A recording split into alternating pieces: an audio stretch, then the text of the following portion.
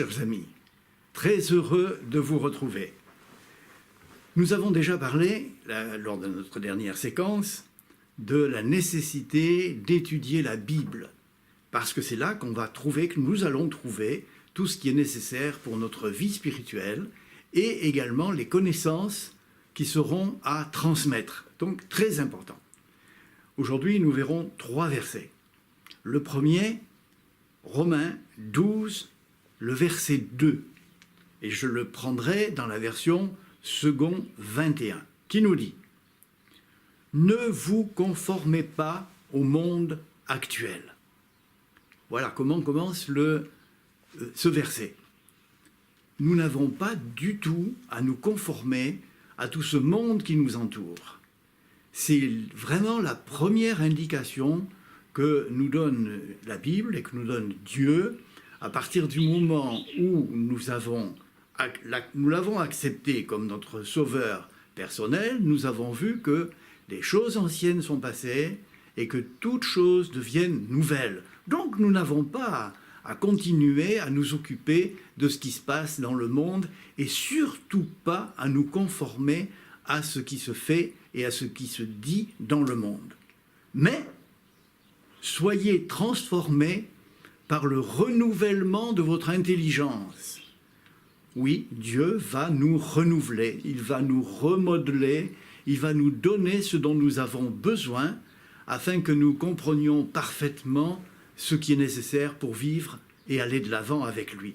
Donc, le renouvellement de notre intelligence va se produire. Et le verset continue, afin de discerner, c'est un mot très important, afin de discerner quelle est la volonté de Dieu. Tant que nous n'avons pas ce discernement et que nous ne savons pas comprendre ce qui est bon et ce qui ne l'est pas, ce qui est juste et ce qui ne l'est pas, alors nous aurons toutes les peines du monde à discerner ce que Dieu veut pour chacune de nos vies, chacun individuellement. Et le verset se termine en disant, afin de discerner quelle est la volonté de Dieu, ce qui est bon, agréable et parfait. À nous de discerner. Dieu propose toujours, nous l'avons déjà vu, il n'impose pas. À nous de discerner ce qui est bon, agréable et parfait. Deuxième verset, 2 Timothée 3, les versets 16 et 17, qui nous disent « Toute l'écriture est inspirée de Dieu ». Voilà, ça c'est une règle. C'est clair, net, précis. Toute l'écriture est inspirée de Dieu. Et utile pour enseigner. Utile pour enseigner parce qu'il y a des passages sur lesquels nous allons être merveilleusement étonnés et ravis. Et puis, il y a d'autres moments où l'enseignement nous pressera un peu, mais nous en avons besoin. C'est absolument indispensable. Utile pour enseigner, pour convaincre. Oui, nous avons besoin d'être convaincus et ceux qui nous entourent également, s'ils veulent être fidèles avec le Seigneur, il y a besoin d'être convaincus pour corriger. Et oui, ça nous arrive. Dieu est un Père et un Père juste, un Père bon, qui ne laisse pas faire n'importe quoi à ses enfants, mais qui, lorsque c'est nécessaire, n'hésitera pas à les avertir, à les corriger, de façon à ce que nous puissions marcher droit, marcher d'aplomb et aller de l'avant avec lui pour corriger, pour instruire. Voilà, instruire dans la justice. Instruire dans la justice, c'est absolument indispensable afin que l'homme de Dieu soit formé et équipé pour toute bonne œuvre.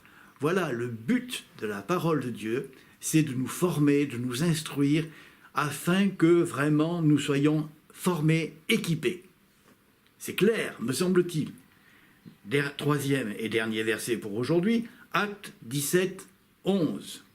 Les Juifs de Béret avaient des sentiments plus nobles que ceux de Thessalonique, qui avaient refusé. Et les chrétiens de Béret, qu'est-ce qu'ils font? Ils reçurent la parole avec beaucoup d'empressement. Voilà, ils sont émus, ils sont heureux et ils reçoivent avec beaucoup d'empressement. Est-ce que ça s'arrête là? Est-ce qu'ils s'arrêtent eux-mêmes là? Non, ça continue.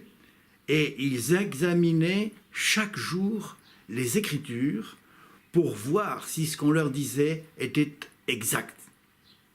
Voilà la bonne position.